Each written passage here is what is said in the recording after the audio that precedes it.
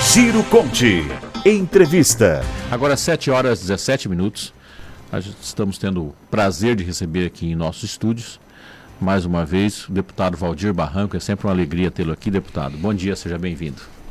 Bom dia aos nossos queridos comunicadores aqui da Rádio Conte. Bom dia a todos os que nos acompanham aqui pela Rádio Conte. Eu quero justificar, trazei um pouquinho. Tem um acidente aqui na Estrada do Moinho, e impressionante. O Fantástico no domingo trouxe uma extensa reportagem sobre o que está acontecendo com o SAMU. E tem um cidadão caído ali, que sofreu um acidente de moto, há mais de meia hora aguardando, a família desesperada aguardando o SAMU, e o SAMU não chega. Então, algo que passou no Fantástico sobre o Rio Grande do Sul, parece que está acontecendo no Brasil todo. Os médicos não cumprem as suas agendas, seus horários de trabalho. Lá no Fantástico ficou evidente, né? Depois de praticamente uma investigação jornalística, de que de 12 horas eles têm cumprido 4 horas apenas, né? E eles precisam estar no plantão para que o SAMU possa funcionar, inclusive com as orientações. E fiquei muito preocupado com a situação ali, e além disso ainda tumultua muito, né, o trânsito. Mas estamos aqui com muita alegria, professor João Edson, Juliane, Neto, para que a gente possa bater um papo. Deputado, a Assembleia nesse retorno, né, teve um mini recesso no meio do ano, né? E tem um problema lá de Covid também, deu uma paradinha. Mas voltou, os debates lá tão quentes, né? Não tão quentes como eu gostaria, né? Mas eu acho que o clima, a previsão, né, aponta para que possa aquecer nos próximos dias. Nós temos aí, finalmente, né, uma iniciativa de uma CPI da saúde. Eu acho que é algo que passou da hora. Não dá para a gente, enquanto Assembleia Legislativa, que é o principal poder, cujos representantes são eleitos para fazer a fiscalização, as nossas duas principais tarefas, né, que é legislar e fiscalizar. E a gente não fiscaliza. E o que tem acontecido é praticamente também uma investigação da imprensa, que aponta que a Polícia Judiciária Civil, numa operação denominada de Operação Espelho, apontou irregularidades de mais de 300 milhões de reais de contratos da Secretaria de Estado de Saúde, sendo que 90 milhões comprovadamente com malversação ao erário público. Portanto, a gente não pode assistir às filas de pacientes aguardando para serem transferidos, aguardando vagas nas UTIs, aguardando cirurgias, morrendo. Muitos morrendo. Eu creio que os demais deputados passem por isso, porque eu passo por isso o tempo todo. Crianças que morrem porque não conseguem chegar à vaga. Esses dias um funcionário de uma fazenda de Barra do Bugres sofreu um acidente, teve um trauma cerebral, traumatismo craniano, e nós ficamos quase 20 dias tentando uma vaga para ele. O dia que saiu, no outro dia ele faleceu. Então, assim, não dá para a gente admitir isso, e eu estou acreditando piamente que a Assembleia finalmente vai instalar essa CPI para passar a limpo, né, toda essa história. Realmente está tendo desvio de recursos? Não está? Estão cometendo crime de corrupção? Não estão, né? Eu acho que a Polícia Civil já apontou para isso, a própria Controladoria Geral do Estado já apontou para isso também, e nós queremos que se esclareça, e o governo e o secretário, se não tem nada a temer, então que deixe a CPI prosperar. Essa criação da CPI, deputado, está em fase de coleta de assinaturas? Tem assinatura suficiente? Tem um requerimento, né? Vai ser apresentado amanhã esse requerimento, deputado? Não, tem um requerimento com coleta de assinaturas. Nós precisamos de 8 assinaturas. Sim. Até onde eu sei, nós tínhamos 7 assinaturas. Quem está à frente é o deputado Wilson Santos, que está com o requerimento, e eu acredito que nós já tenhamos as 8, né? Se não tivermos até hoje, que até amanhã nós possamos ter para apresentar o requerimento. É importante destacar que uma vez apresentadas as assinaturas no requerimento, automaticamente ela já, pelo nosso regimento, deve ser instalada. Mas, deputado, a minha experiência indica que a assinatura mais difícil é a última. Não, Por isso que ele deu 2 dias para ela. E também nós já vimos muitas propostas assim que mesmo que tenha mais assinaturas, muitas caem, né?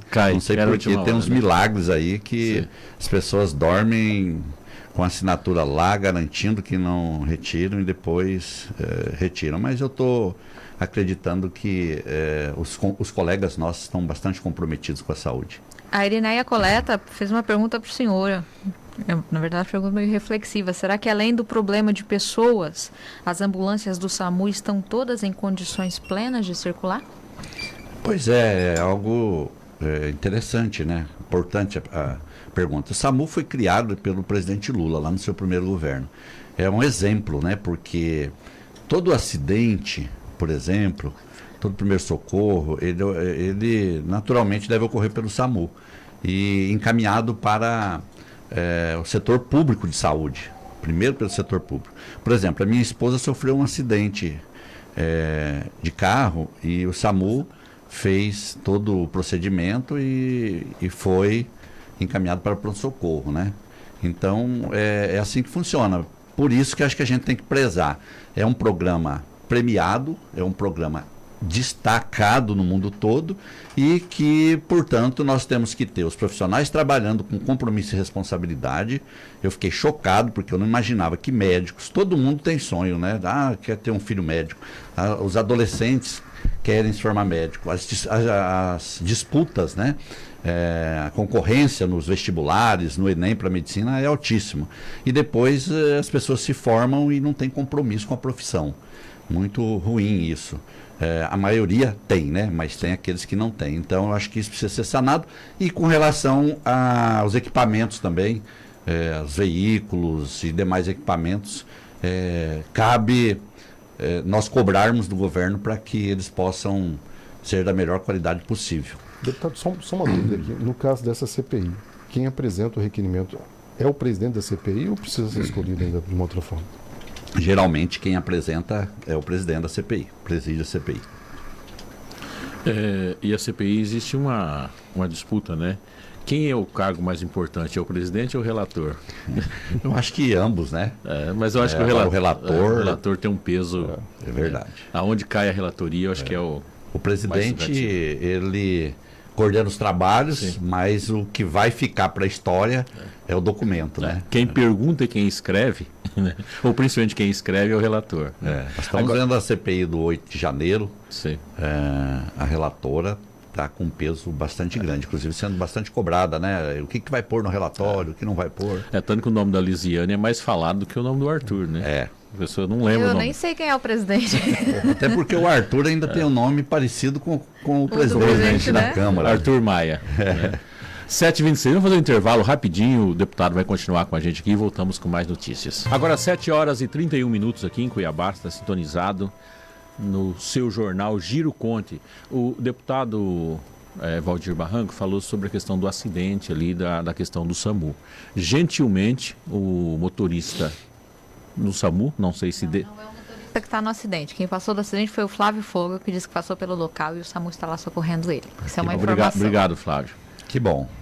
E um motorista do SAMU chamado Vanderlúcio Moia mandou um áudio para a gente explicando algumas situações sobre o SAMU. E obrigado já antecipadamente, viu, de estar aqui nos ouvindo e compartilhar aqui a informação com a gente. Bom dia, sou o Vanderlúcio, representante dos condutores de ambulância do estado de Mato Grosso. A nosso SAMU está só com ambulância de sucatas, muitas ambulâncias baixadas, os profissionais não valorizados. É admissível hoje um condutor de ambulância ter um salário mínimo de base. Então o SAMU tem vários problemas e aproveitando aí a ida do deputado aí na rádio, colocar em pauta aí e fazer uma CPI do SAMU também para poder levantar essas questões aí de enfermeiro, técnicos e médicos, e também as condições das viaturas e o reconhecimento aí dos profissionais, porque hoje as ambulâncias estão tudo sucateadas, tudo abaixada, a valorização do servidor, porque hoje um condutor de ambulância que não é reconhecido ainda como condutor de ambulância tem uma base de um salário mínimo. Tem o segundo áudio. O segundo áudio ele fala sobre a quantidade de ambulâncias no interior. Isso. E mais um alarmante, viu, deputado e nobres ouvintes aí. O SAMU tem muito pouco município, né, que tem SAMU. Todos os municípios têm SAMU. Então, quem faz o socorro em municípios que não tem SAMU, não tem bombeiro, são os motoristas das prefeituras que faz serviço. E muitos, né, pouco não, e muitos, nenhuma qualificação, nenhum conhecimento técnico. Simplesmente pega um motorista que dirige uma caçamba e colocam na ambulância e faz ele trabalhar e fazer socorrer vítimas, né? Aumentando o risco da pessoa ter uma lesão. Então, vamos ter um pouco mais de conhecimento nessa questão, porque hoje está alarmante a nossa questão da nossa saúde do estado de Mato Grosso, para a gente colocar esses profissionais qualificados. Por isso que existe uma lei que foi aprovada, o reconhecimento da categoria de condutores de ambulância, para ter pessoas qualificadas para conduzir ambulância. Não é um prefeito do município pegar hoje um motorista de uma caçamba que não tem nenhum conhecimento de ambulância, não sabe nem tirar uma máquina da ambulância e colocar para andar nessas estradas de Mato Grosso e para poder socorrer paciente que sofre um acidente, porque quando não tem bombeiro, quando não tem SAMU, quem faz serviço são os motoristas da prefeitura. Aí, deputado, bom ter um ouvinte assim, né? André Lúcio, eu quero lhe agradecer, e é muito bom a gente estar aqui sabendo que vocês estão nos ouvindo e contribuindo. São informações relevantes que ele traz para nós, e eu sei muito bem como é no interior, né?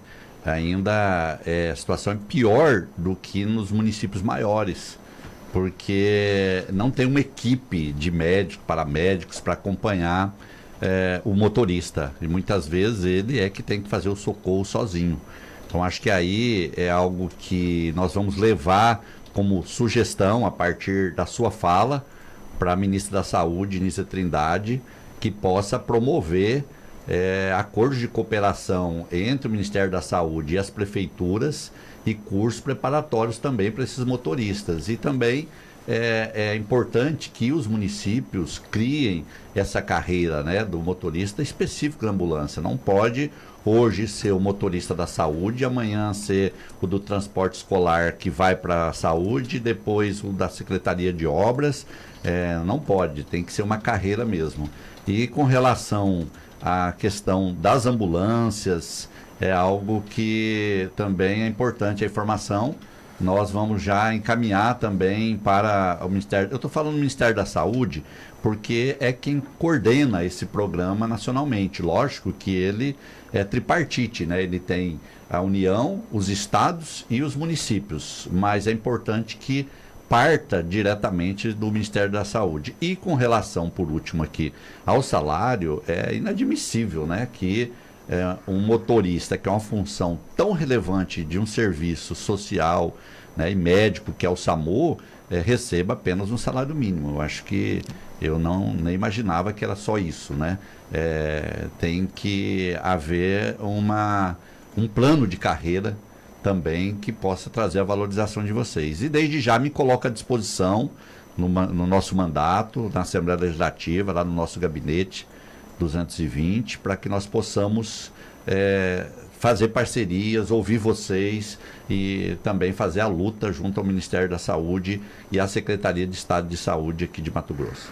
Quero mandar um abraço para o meu irmão Luiz Jorge Schomer, que está nos sintonizado aqui, nos ouvindo, e através dele um abraço especial ao pai dele, Antônio Alberto Schomer, que ontem recebeu merecidamente a comenda de Marechal Cândido da Silva Rondon na Assembleia Legislativa. Parabéns pela honraria, né? E honra a todos nós. Vamos agora a Mirassol do Oeste com o nosso parceiro Tadeu Benites. Bom dia, Tadeu. Muito bom dia, senhor João Edson, bom dia a todos os companheiros da bancada, bom dia Mato Grosso e bom dia deputado Valdir Barranco. Deputado, uma questão que sempre esteve ligada ao seu partido é a reforma agrária. Recentemente, o governador Mauro Mendes disse numa entrevista que a maioria dos assentamentos fracassou. O PT estuda avançar e criar modelos que faça com que esse quadro mude? De Mirassol do Oeste, Tadeu Benites. Oi, Tadeu, tudo bem? Um abraço aí para todos os nossos ouvintes da região Oeste. Primeiro dizer que a reforma agrária está na Constituição. O artigo 184 é muito claro, né? Os deputados constituintes cuidaram, se ocuparam disso. Então é obrigação de todo e qualquer governo, independente do partido. E o PT tem esse compromisso muito claro. Nós avançamos muito na reforma agrária nos governos do presidente Lula e da presidenta Dilma e estamos retomando agora, inclusive, o Ministério do Desenvolvimento Agrário, que havia sido extinto no governo anterior, foi recriado.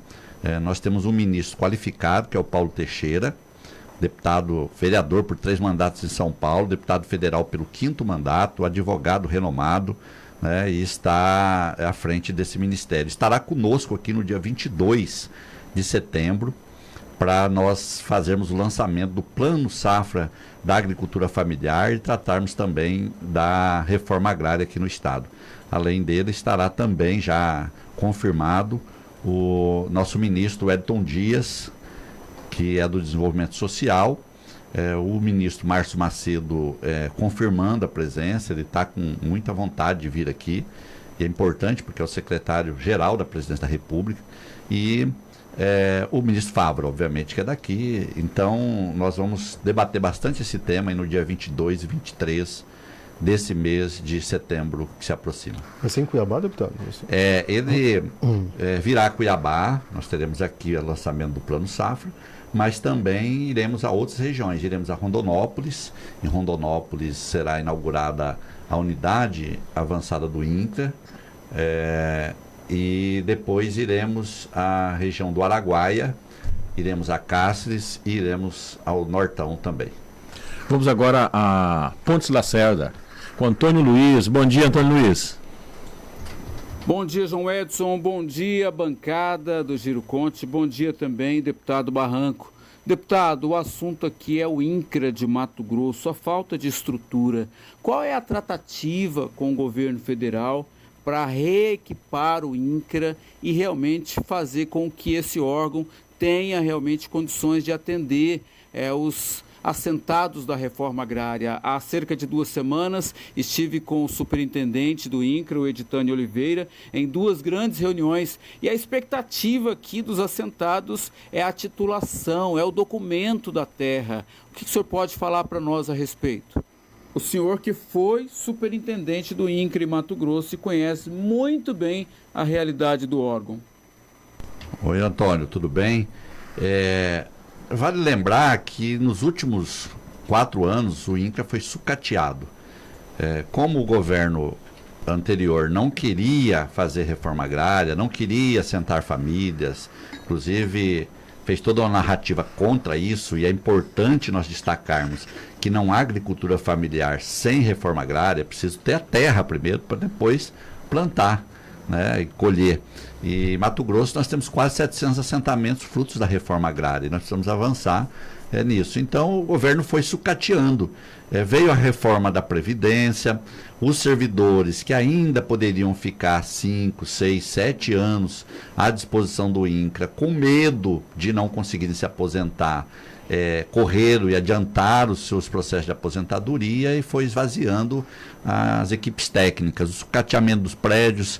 Agora nós estamos retomando isso. O Editânio está com uma árdua missão, está sendo muito bem conduzido junto com os servidores do INCRA e com total apoio de Brasília. O INCRA, que foi fechado na gestão anterior, está sem prédio. Foi feito um acordo, um termo de ajustamento de conduta com o Ministério Público do Trabalho, está sendo reorganizado para ele com alguns ajustes, né, para poder voltar no prédio novo, e paralelamente a isso está sendo feita uma licitação para a contratação de um outro prédio para funcionamento do INCRA, e o ministro Carlos Fávaro já garantiu todo o recurso para a construção de um prédio novo. Então vai funcionar ali no prédio do INCRA por uns meses, até que fique pronto o processo de licitação para aluguel do prédio, aí vai mudar para o prédio novo e alugado, e nós daremos início ano que vem a demolição do prédio que está lá, porque é da década de 80 ainda, 1983, não tem mais condições, e vamos construir um prédio novo ali. E por último dizer assim, servidores, o governo acaba de lançar, depois de anos, o último concurso foi lá em 2010, e agora acaba de lançar um novo concurso para o INCRA com quase 800 vagas. Lógico que é pouco, né?